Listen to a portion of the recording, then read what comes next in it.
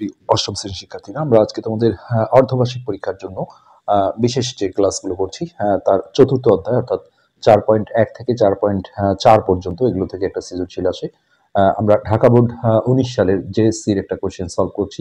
তো এগুলোই আসলে ইম্পর্টেন্ট বলা যায়। আমরা ইতিপূর্বে প্যাটার্ন অধ্যায় করেছি, যারা দেখোনি আমরা ভিডিওর নিচে লিঙ্কগুলো দিয়ে দেবো, সেগুলো দেখে নেবে। আজকে আমরা এই চতুর্থ অধ্যায় থেকে প্রথম পার্টের ক্লাসটা করছি। তো উদ্দীপকে কিছু কিছু মান দেওয়া আছে, x - y = 3, xy = 4, আর p² - 2√3 p + 1 = 0।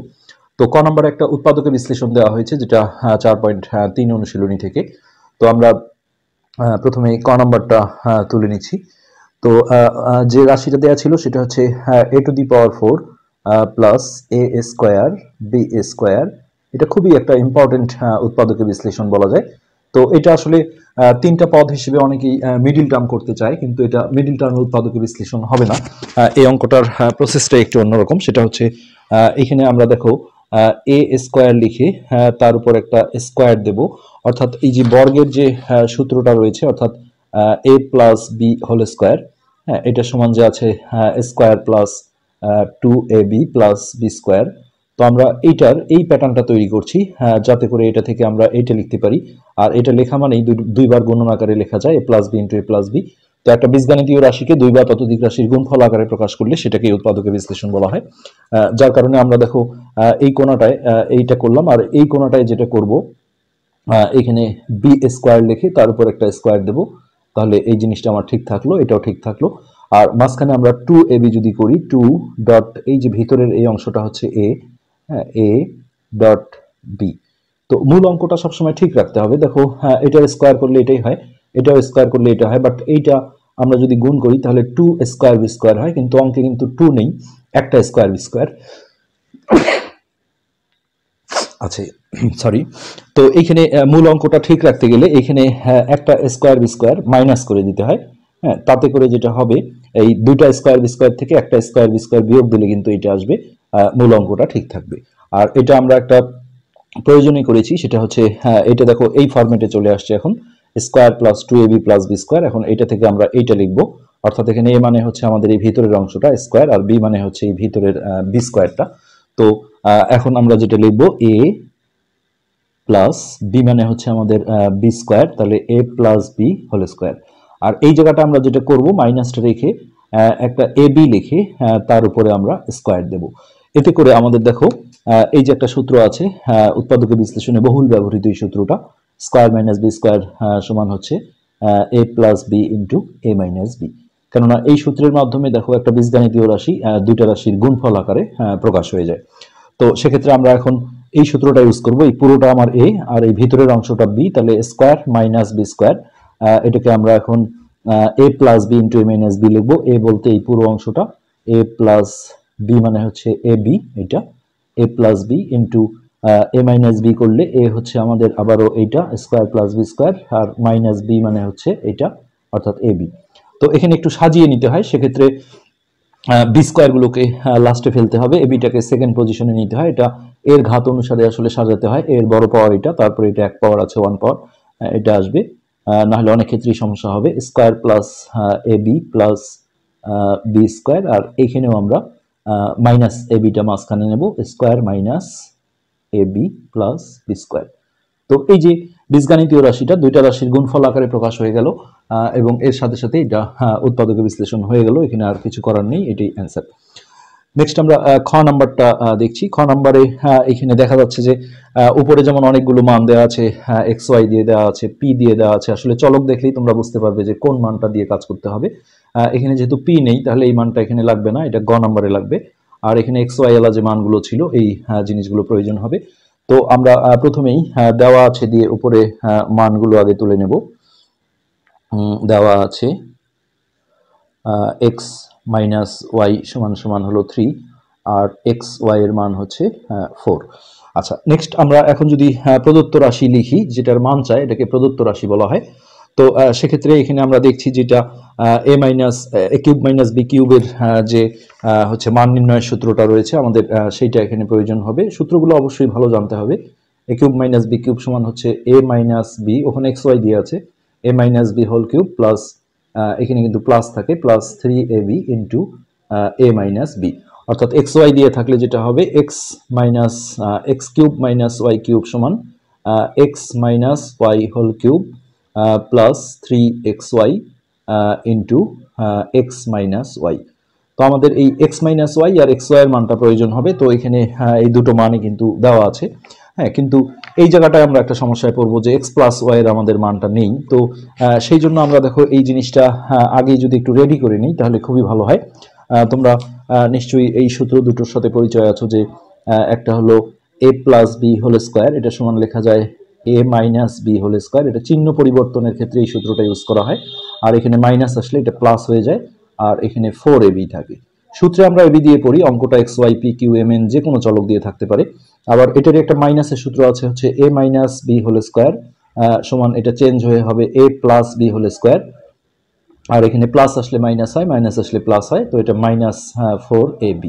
তো আমরা এই সূত্রের সাহায্যে এই জিনিসটাকে এক্স প্লাস ওয়াই ডাইভার্ট করে নেব, যেহেতু প্রদত্ত রাশিতে আমাদের এক্স প্লাস ওয়াই আছে। তো সেক্ষেত্রে এখানে দেখো উপরে এই সূত্র দুটোতেই কিন্তু উপরে একটা হোল স্কোয়ার লাগে, তো এখানে কিন্তু কোনো হোল স্কোয়ার নাই, ফলে আমরা এটাকে চেঞ্জ করতে পারবো না। কিন্তু একটা সমীকরণের আসলে উভয় পক্ষে আমরা যা খুশি তাই করতে পারি, আমাদের প্রয়োজনে আমরা একটা বর্গ করে নিতে পারি, উপরে একটা স্কোয়ার দিতে পারি।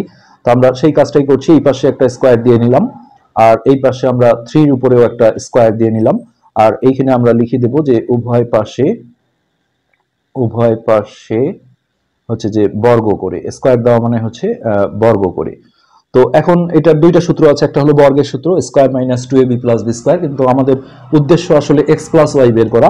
হ্যাঁ, সো আমরা এই সূত্রটা এখন ইউজ করব, হ্যাঁ, যে x minus y whole square সমান x plus Y whole square minus 4xy।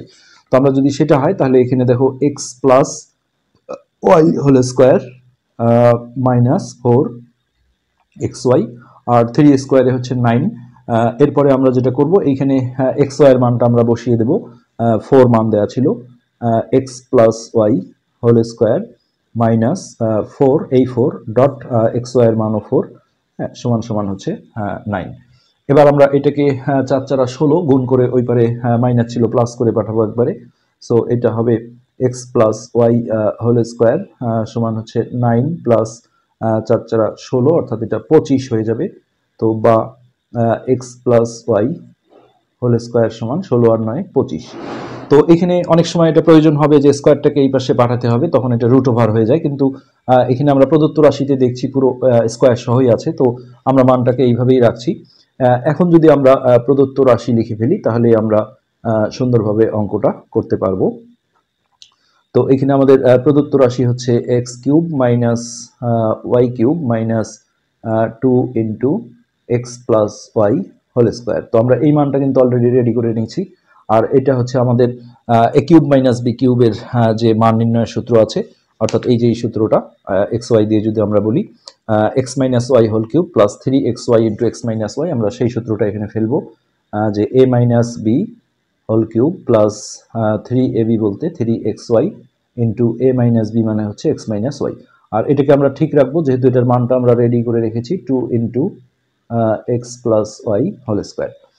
বাস হয়ে গেল। এবার আমরা এক্স মাইনাস ওয়াই এর মানটা, এই যে দেওয়া ছিল 3, তো এটা 3 মানটা বসিয়ে দিলাম, উপরে কিউব দিয়ে দিলাম, প্লাস 3 ডট এক্স ওয়াই এর মান ছিল 4, এখানে আবারও এক্স মাইনাস ওয়াই এর মান যেটা 3 ছিল আমরা সেটা বসালাম, মাইনাস এখানে 2টা রেখে এই এক্স প্লাস ওয়াই হোল স্কোয়ারের পুরো মানটা অর্থাৎ 25 ডট দিয়ে আমরা 25 বসিয়ে দিলাম। তো 3 কিউবে জানো তোমরা 27 হয়, প্লাস এই 3টা যদি আমরা গুণ করি 3 4 12, 3 12 36, 36 মাইনাস এটা হবে 25 দুগুণে 50। নেক্সট এই দুটো আগে যোগ করে নেব আমরা, 7 আর 6 13, 13 3 হাতে 1, 3 এর 4, 4 আর 2 6, 63 মাইনাস হচ্ছে 50। নেক্সট এটা যদি আমরা বিয়োগ করি তাহলে আমরা উত্তর পেয়ে যাব 3, 5 আছে 6 হবে 1, অর্থাৎ 13 13। তো এটি কিন্তু সিম্পলি এই হচ্ছে যে আমাদের খ নাম্বারের অ্যান্সার। তো এরপর আমরা গ নাম্বারে ঢুকছি। গ নাম্বারে গিয়ে আমরা যেটা করব, যে এখানে দেখো পি কিউব প্রমাণ করো যে পি কিউব প্লাস 1/পি কিউব সমান 18√3। তো নিঃসন্দেহে উদ্দীপকের এই মানটা আমাদের প্রয়োজন হবে, আমরা সেই মানটা আগে তুলে নিয়ে আসছি। দেওয়া আছে পি স্কোয়ার মাইনাস 2 √3, এই পিটা কিন্তু রুট ওভারের বাইরে, প্লাস 1 সমান সমান 0। ম্যাক্সিমাম এই 4.12 এর অঙ্কগুলো এইভাবেই দেওয়া থাকে। তবে এই অঙ্কগুলো করতে গেলে আমাদের p প্লাস 1/p অথবা p মাইনাস 1/p এই মানগুলো প্রয়োজন হয়, কিন্তু এটা এইভাবে দেওয়া আছে। এইসব ক্ষেত্রে তোমাদের যেটা করতে হবে, এখানে এই যে ছোট যে চলকটা আছে, হ্যাঁ এটা বড় চলক p স্কয়ার, এই ছোট চলকটা দিয়ে এই প্রত্যেকটাকে ভাগ দিতে হয়। এই ভাগগুলো আমরা এইভাবে বাই করে দেব, p square by p minus 2√3p by p plus এটা 1/p, এই পাশেও আমরা ভাগ দিলাম 0/p। তো এই অধিকারটা আমরা কোথায় পেলাম? আসলে সমীকরণের উভয় পক্ষে আমরা যেমন বর্গ করতে পারি, ঘন করতে পারি, অথবা যে কোনো কিছু দিয়ে ভাগ দিতে পারি, গুণ দিতে পারি, এতে মানের কোনো পরিবর্তন হয় না। তো এখানে জায়গা নেই, আমরা নিচে লিখে দিলাম যে p দ্বারা ভাগ করে। নিচে দেওয়া মানে এটা ভাগ করা হয় p দ্বারা ভাগ করে। নেক্সট আমরা একটু এইদিকে সরে আসি। তো p স্কয়ার বাই p করলে এখানে একটা p থাকে, আর এই pটা ক্যান্সেল হয়ে যায়। এখানেও একটা কাটাকাটি হয়েছে, তবে পাওয়ার অবস্থা আসলে কাটাকাটি করা যায় না, বুঝে নিতে হয়। মাইনাস এটা p কাটা গেলে এখানে 2√3 থাকে, আর এইটা থাকলো আমাদের 1/p। আর মনে রাখতে হবে উপরে 0, নিচে যত বড় কিছুই আসুক এটা 0 হয়ে যায়, সো এটা 0 হয়ে গেল। হ্যাঁ, এবার আমরা এই 2√3টাকে ডান পাশে পাঠিয়ে দেব, বা আর এই দুটোকে আমরা ক্লোজ করে পাশাপাশি লিখবো p প্লাস 1/p। এর চিহ্ন কিন্তু এটা অনেকে ভুল করে মাইনাস দিয়ে ফেলে, এই মাইনাসটা আসলে এর চিহ্ন, এটা ওই পারে গেলে প্লাস হয়ে যাবে। তো 0 প্লাস 2√3 লেখার কোনো প্রয়োজন নেই, সরাসরি 2√3। এবার কিন্তু আমরা যে প্রদত্ত রাশিটা আছে, যে অঙ্কগুলো প্রমাণ করো যে বা দেখাও যে বলে, বাম পক্ষ লিখে তুলতে হয়। প্রদত্ত রাশি দেখলে পুরোটাই একবার তুলতে হবে, তারপরে আবারও কিন্তু বাম পক্ষ লিখতে হবে। তো একবারে বুদ্ধিমানের কাজ হলো বাম পক্ষ লিখে জিনিসটা তোলা। তো বাম পক্ষটা ছিল আমাদের P cube plus 1/p cube.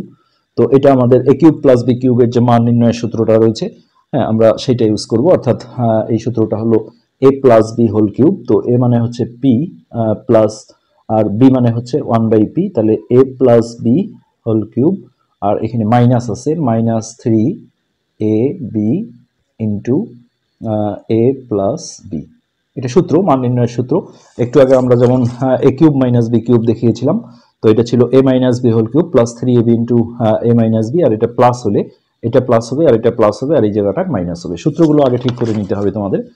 তো এবার সিম্পলি আমরা যদি মান বসিয়ে দিই, এই p প্লাস 1/p এর মান আমরা বের করে রেখেছি 2√3।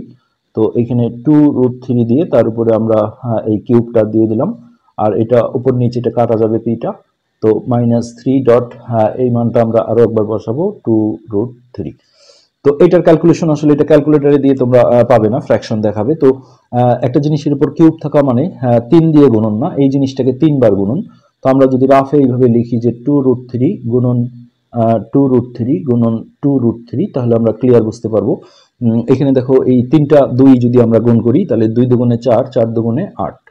আর নেক্সট 2টা √3 গুণ করলে, যেমন 5 গুণন 5 করলে 5 স্কোয়ার দেওয়া হয়, 5 5 25। ঠিক একইভাবে √3 গুণ করলে আমরা √3 উপরে স্কোয়ার দিতে পারি, আর এই √3টা আলাদাভাবে থেকে গেল। সো স্কোয়ার আর রুট সবসময় ক্যান্সেল হয়ে যায়, এটা কিন্তু 9 হতে পারবে না, এটা 3 থাকবে।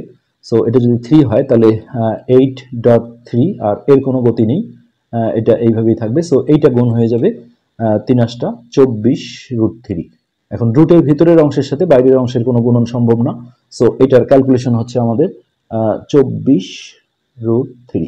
আর এটা গুণ করলে 3 দুগুণে 6, সো 6√3। তো রুটের ভিতরের অংশটা একই হলে এটা যোগ বিয়োগ হয়, এটা সদৃশ পদ। অর্থাৎ 24টা √3 থেকে আমরা যদি 6টা √3 বিয়োগ দিই, তাহলে 18টা √3 থাকবে, জাস্ট এই সংখ্যা দুটো বিয়োগ হবে। তো এখানে রাইট হ্যান্ড সাইডে দেখো 18√3 ছিল। সো আমরা এখন ফিনিশিং দিয়ে দেবো যে অতএব বাম পক্ষ, সবার আগে সূত্রগুলো ঠিক করতে হবে, তাহলেই অঙ্ক হয়ে যাবে। বাম পক্ষ সমান ডান পক্ষ লিখে, এখানে আর অ্যান্সার লেখা যায় না, যদি ইংলিশে লেখো তাহলে প্রুভড, আর বাংলা লিখলে প্রমাণিত। তো এটাই ছিল মূলত আমাদের আজকের পাঠের আলোচ্য বিষয়। আজকে এই পর্যন্তই, ধন্যবাদ।